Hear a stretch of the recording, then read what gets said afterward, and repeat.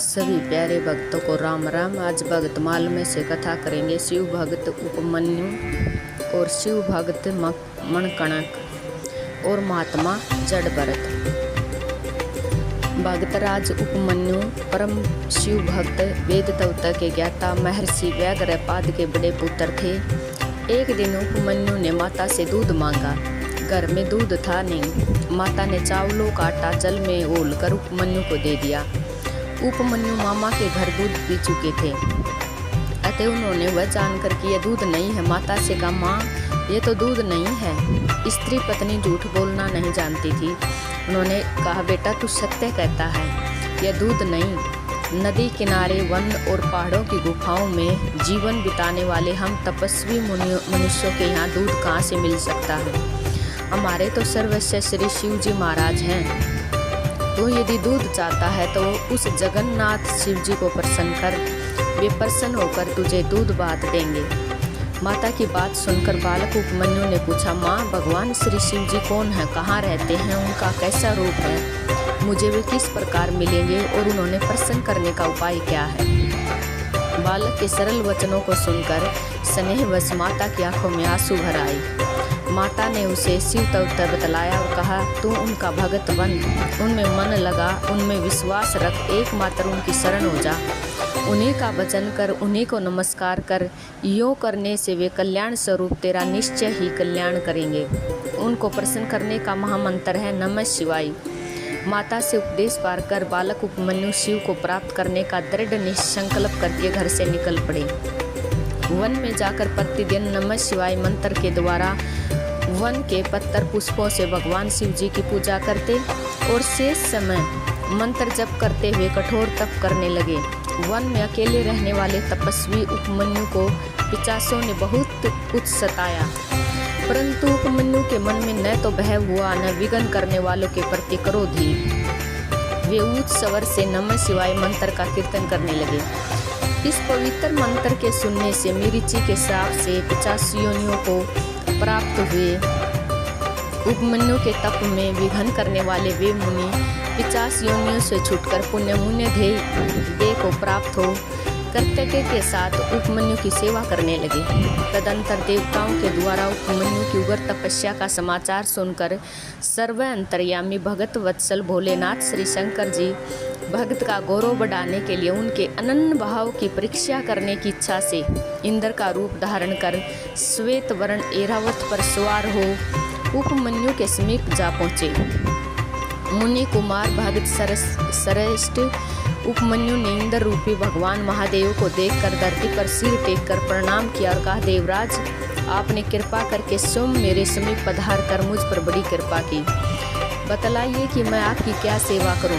इंद्र रूपी परमात्मा शंकर ने प्रसन्न होकर कहा, हे सुव्रत, तुम्हारी इस तपस्या से मैं बहुत ही प्रसन्न हूँ। तुम मुझसे मन माना वर मांगो, तुम जो कुछ मांगोगे वही मैं तुम्हें दूंगा। इंद्र की बात सुनकर उपमन्यु ने कहा, देवराज आपकी बड़ी कृपा है, परंतु मैं आपसे कुछ भी नहीं चाहता। मुझे न तो स्वर्ग चाहिए न स्वर्ग का ऐश्वर्य ही। मैं तो भगवान शंकर का दासानुदास बनना चाहता हूँ। जब तक वे प्रसन्न होकर मुझे दर्शन नहीं देंगे तब तक मैं तप को नहीं छोड़ता। त्रिभुवनसार सबके आदि पुरुष अद्वितीय अविनाशी भगवान शिव को प्रसन्न किए बिना किसी को स्थिर शांति नहीं मिल सकती। मेरे दोषों के कारण मुझे इस जन्म में भगवान के दर्शन न हो और यदि मेरा फिर जन्म हो तो उसमें भी भगवान शिव पर ही मेरी अक्षय और अनन्य भक्ति बनी रही। इंद्र ने इस प्रकार कहकर उपमन्यु फिर अपनी तपस्या में लग गई।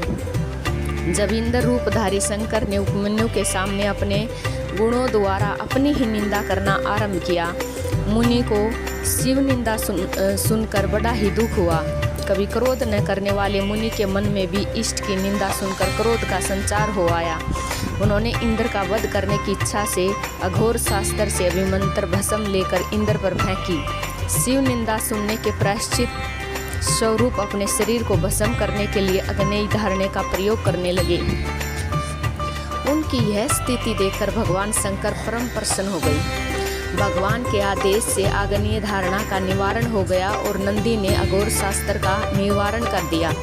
इतने में ही उपमन्यु ने चकित होकर देखा कि ऐरावत हाथी ने चंद्रमा के समान सफेद कांति वाले बैल का रूप धारण कर लिया। इंद्र की जगह भगवान शिव अपने दिव्य रूप में जगत जननी उमा के साथ उस पर विराजमान हैं। वे करोड़ों सूर्यों के समान तेज से आच्छादित और करोड़ों चंद्रमाओं के समान सुशीतल सुधामयी किरण धारणाओं से घिरे हुए हैं। उनके शीतल तेज से सब दिशाएं प्रकाशित और प्रफुल्लित हो गई। वे अनेक प्रकार के सुंदर आभूषण पहने थे। उनके उज्जवल सफ़ेद वस्त्र थे। सफ़ेद फूलों की सुंदर माला उनके गले में थी। श्वेत मस्तक पर चंदन लगा था। श्वेत ही ध्वजा थी। श्वेत ही यज्ञोपवीत था। धवल चंद्र युक्त मुकुट था। सुंदर दिव्य शरीर पर सुवर्ण कमलों से गुथी हुई रत्नों से जड़ी हुई माला सुशोभित हो रही थी। माता उमा की शोभा भी अवर्णनीय थी। ऐसे देव मुनि वंदित भगवान शंकर के माता उमा के सहित दर्शन प्राप्त कर उपमन्यु के हर्ष का पार नहीं रहा। उपमन्यु गदगद कंठ से प्रार्थना करने लगे। भगत की निष्कपट और सरल प्रार्थना से प्रसन्न होकर भगवान शंकर ने कहा, बेटा उपमन्यु, मैं तुझ पर परम प्रसन्न हूँ। मैंने भली भांति परीक्षा करके देख लिया कि तू मेरा अनंत और दृढ़ भक्त है। बता तू क्या चाहता है। यह याद रख कि तेरे लिए मुझको कुछ भी अदेय नहीं है। भगवान शंकर के स्नेह भरे वचनों को सुनकर उपमन्यु के आनंद की सीमा न रही। उनके नेत्रों से आनंद के आंसुओं की धारा बहने लगी। वे गदगद स्वर से बोले, नाथ, आज मुझे क्या मिलना बाकी रह गया। मेरा यह जन्म सदा के लिए सफल हो गया। देवता भी जिनको प्रत्यक्ष नहीं देख सकते, वे देव आज कृपा करके मेरे सामने विराजमान हैं। इससे अधिक मुझे और क्या चाहिए। इस पर भी आप यदि देना ही चाहते हैं तो ये दीजिए कि आपके श्री चरणों में मेरी अविचल और अनन्य भक्ति सदा बनी रहे। भगवान चंद्रशेखर ने उपमन्यु का मस्तक सूंघकर उन देवी के हाथों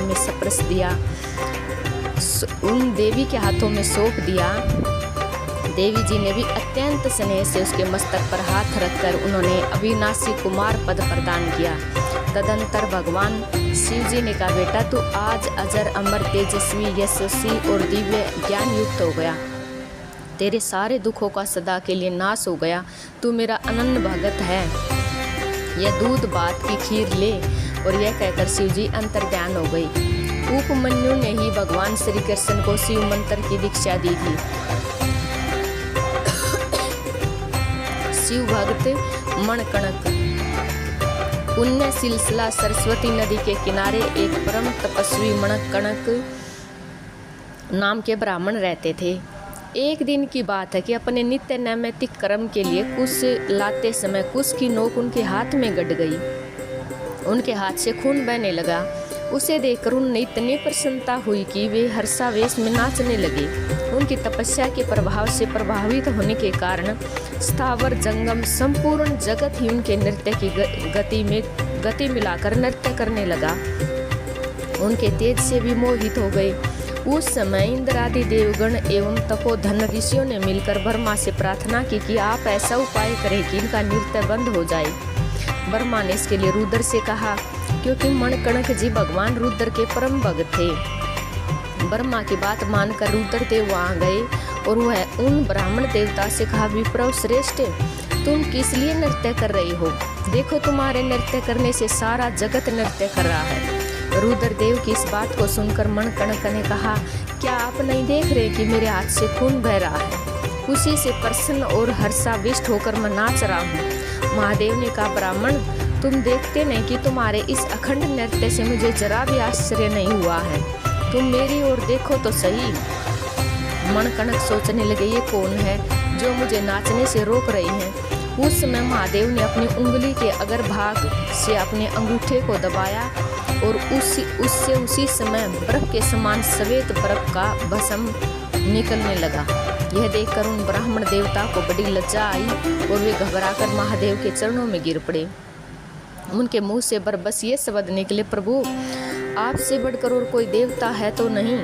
सारे जगत के आधार आप ही हैं। आप ही इसकी सृष्टि, स्थिति और प्रलय करते हैं। प्रभु, मैंने आपके सामने बड़ा अपराध किया। मुझसे अनजान में आपका बड़ा अपमान हो गया। मुझ बालक की चूक पर दृष्टि न डालिए। क्षमा कीजिएगा, क्षमा कीजिएगा। भगवान शंकर ने बड़ी प्रसन्नता से कहा, ब्राह्मण देव, इसमें अपराध की क्या बात है? आवेश के कारण तुम नाच रहे थे। ऐसी स्थिति में अपमान की तो कोई बात ही नहीं है। मेरी इच्छा से नृत्य बंद कर देने के कारण मैं तुम पर अत्यंत प्रसन्न हूँ। यह तुम्हारी तपस्या और भी हजारों गुना बढ़ जाए। इस प्राचीन सरस्वती के किनारे ही मैं सर्वदा तुम्हारे साथ निवास करूँगा। इतना कहकर शंकर ने सरस्वती नदी की ओर भी महिमा बतलाई तथा ब्राह्मण मणकणक पर महान भगत वत्सलता प्रकट करके आशुतोष भगवान शंकर उन्हीं के साथ वहीं निवास करने लगे। आज भी भगवान शंकर अपने आज्ञाकारी भक्त मणकणक के साथ सरस्वती तट पर विचरते रहते हैं। महात्मा जड़ भरत। प्राचीन काल में भरत नाम के एक महान प्रतापी एवं भगवत भक्त राजा हो गए, जिनके नाम से यह देश भारतवर्ष कहलाता है। अंत समय में उनकी एक मृग शावक में आसक्ति हो जाने के कारण उन्होंने मृत्यु के बाद मृग का शरीर मिला और मृग शरीर त्यागने पर वे उत्तम ब्राह्मण कुल में जड़ भरत के रूप में अवतरण हुए। जड़ भरत के पिता अंगिरारस गोत्र के वेद पाठी ब्राह्मण थे और बड़े सदाचारी एवं आत्मज्ञानी थे। वे सम दम संतोष अक्षमा नम्रता आदि गुणों से विभूषित थे। तप दान तथा धर्म आचरण में रत रहते थे। भगवान के अनुग्रह से जड़ भरत को अपने पूर्व जन्म की स्मृति बनी हुई थी, अतः वे फिर कहीं मोह जाल में न फंस जाएं, इस भावना से बचपन से ही निसंग होकर रहने लगे। उन्होंने अपना स्वरूप जानबूझकर उन्मत्त जड़ अंधे और बहरे के समान बना लिया। इस छंद में आवेश में वे निर्द्वंद होकर विचरने लगे। उपनयन के योग्य होने पर पिता ने उनका यज्ञोपवीत संस्कार करवाया। वे उन्होंने सोचाचार की शिक्षा देने लगे, परंतु वह आत्मनिष्ठ बालक जानबूझकर पिता की शिक्षा के विपरीत ही आचरण करता। ब्राह्मण ने उन्होंने वेद अध्ययन कराने के विचार से पहले 4 महीनों तक व्याहति प्रवण और शरीर के सहित त्रिपदा गायत्री का अभ्यास कराया, परंतु वे इतने दीर्घ काल में वे उन्होंने स्वर आदि के सहित गायत्री मंत्र का उच्चारण भी ठीक तरह से नहीं करा सके। कुछ समय बाद जड़ भरत के पिता अपने पुत्र को विद्वान देखने की आशा को मन में ही लेकर इस असार संसार से चल बसे। इनकी माता इन्हें तथा इनकी बहन को इनकी सौतेली माँ को सौंपकर स्वयं पिता का सहगमन कर पतिलोक को चली गई। पिता का परलोकवास हो जाने पर इनके सौतेले भाइयों ने इनका आत्मविद्या की ओर कुछ भी ध्यान नहीं था, जो कर्मकांड को ही सब कुछ समझते थे। इन्होंने जड़ बुद्धि एवं निकम्मा समझकर पढ़ाने का आग्रह ही छोड़ दिया। जड़ भरत भी जब लोग इनके स्वरूप को न जान कर इन्हें जड़ उन्मत्त आदि कहकर इनकी अवज्ञा करते, तब उन्होंने जड़ और उन्मत्त का ही उत्तर देते। लोग इन्होंने जो कोई भी काम करने को कहते उसे ये तुरंत कर देते। कभी बेगार में, कभी मजदूरी पर, कभी किसी समय भिक्षा मांगकर, कभी बिना उद्योग किए ही जो कुछ बुरा भला आने में मिल जाता उसी से ये अपना निर्वाह कर लेते। स्वाद की बुद्धि से इंद्रियों की तृप्ति के लिए कुछ भी न खाते थे, क्योंकि इन्होंने ये बोध हो गया था कि स्वयं अनुभव स्वरूप आनंद स्वरूप आत्मा मैं ही हूँ और मान अपमान जय पराजय आदि द्वंद्वों से उत्पन्न होने वाले सुख दुख से वे सर्वथा अतीत थे। वे सर्दी गर्मी वायु और बरसात में भी वृषभ के समान सदा नगन रहते थे। इससे उनका शरीर पुष्ट और दृढ़ हो गया था। वे भूमि पर शयन करते, शरीर में कभी तेल आदि नहीं लगाते, स्नान भी नहीं करते थे, जिससे उनके शरीर पर धूल जम गई थी। उनके उस मलिन वेश के अंदर उनका परम तेज उसी प्रकार छिप गया था जैसे हीरे पर मिट्टी जम जाने से उसका तेज प्रकट नहीं होता। वे कमर में एक मैला सा वस्त्र लपेटे रहते, शरीर पर एक मैला सा जनेऊ डालते रहते, जिसे लोग इन्हें जाति मात्र का ब्राह्मण और अधम ब्राह्मण समझकर इनका तिरस्कार करते थे, परंतु ये इसकी तनिक भी परवाह नहीं करते थे। इनके भाइयों ने जब देखा कि ये दूसरों के यहाँ मजदूरी करके पेट पालते हैं, तब उन्होंने लोक लज्जा से इन्हें धान के खेत में क्यारी इकसार करने के कार्य में नियुक्त कर दिया। किंतु कहाँ मिट्टी अधिक डालनी चाहिए, कहाँ कम डालनी चाहिए, इसका इन्हें बिल्कुल ध्यान नहीं रहता। भाइयों के दिए हुए चावल के दाने को, खल को, भूसी को, भुने हुए उड़द और बर्तन में लगी हुई अन्न की खुरचन आदि को बड़े प्रेम से खा लेते थे। एक दिन किसी लुटेरे के सरदार ने संतान की कामना से देवी भद्रकाली को नर बलि देने का संकल्प किया। उसने इस काम के लिए किसी मनुष्य को पकड़कर मंगवाया, किंतु वह मरण भय से इसके चुगल में छूटकर भाग गया। उसे ढूंढने के लिए उसके साथियों ने बहुत दौड़ धूप की, परंतु अंधेरी रात में उसका कहीं पता न चला। अकस्मात देव योग से उनकी दृष्टि जड़ भरत जी पर पड़ी, जो एक टांग पर खड़े होकर हिरण, सूअर आदि जानवरों से खेत की रखवाली कर रहे थे। इन्हें देखकर वे लोग बहुत प्रसन्न हुए और यह पुरुष पशु उत्तम लक्षणों वाला है, इसे देवी की भेंट चढ़ाने से हमारे स्वामी का कार्य अवश्य सिद्ध होगा। यह समझकर वे लोग इसे रस्सी से बांधकर देवी के मंदिर में ले गए। उन्होंने इन्हें विधिवत स्नान कराकर कोरे वस्त्र पहनाए, आभूषण, पुष्पमाला, तिलक आदि से अलंकृत कर भोजन कराया। फिर गान, स्तुति, मृदंग तथा मंजीरों का शब्द करते हुए देवी के आगे ले जाकर बैठा दिया। तदंतर पुरोहित ने उस पुरुष पशु के रुधिर रूप मद से देवी को तृप्त करने के लिए मंत्रों से अभिमंत्रित किए हुए कराल खड़ंग को उठाया और चाहा कि एक ही हाथ से उनका काम तमाम कर दे। इतने में ही उसने देखा कि मूर्ति में से बड़ा भयंकर शब्द हुआ और साक्षात भद्रकाली ने मूर्ति में से प्रकट होकर पुरोहित के हाथ से तलवार छीन ली और उसी से उन पापी दुष्टों के सिर काट डाले। एक दिन की बात है, सिंधु सोवीर देश का राजा रहुगण तत्व ज्ञान प्राप्त करने की इच्छा से कपिल मुनि के आश्रम को जा रहा था। इक्षुमती नदी के तीर पर पालकी उठाने वाले में एक काहर की कमी पड़ गई। देव योग से महात्मा जड़ भरत भी आ पहुंचे। काहरों ने देखा कि यह मनुष्य हट्टा कट्टा, नौजवान और गठीले शरीर का है, अतः यह पालकी ढोने में बहुत उपयुक्त होगा, इसलिए उन्होंने इनको जबरदस्ती पकड़कर अपने में शामिल कर लिया। पालकी उठाकर चलने में हिस्सा न हो जाए, इस भय से ये बाण भर आगे की पृथ्वी को देखकर वहाँ कोई कीड़ा चींटी आदि तो नहीं है, यह निश्चय करके आगे बढ़ते थे। इस कारण इनकी गति दूसरे पालकी उठाने वालों के साथ एक सरीखी नहीं हुई और पालकी टेढ़ी होने लगी। जब राजा को उन पालकी उठाने वालों पर बड़ा क्रोध आया और उन्होंने डांटने लगा। इस पर उन्होंने कहा, हम लोग तो ठीक चल रहे हैं, यह नया आदमी ठीक तरह से नहीं चल रहा है। यह सुनकर राजा रहुगण, यद्यपि उनका स्वभाव बहुत शांत था, क्षत्रिय स्वभाव के कारण कुछ तमतमा उठे और जड़ भरत जी के स्वरूप को न पहचान उन्होंने बुरा भला कहने लगे।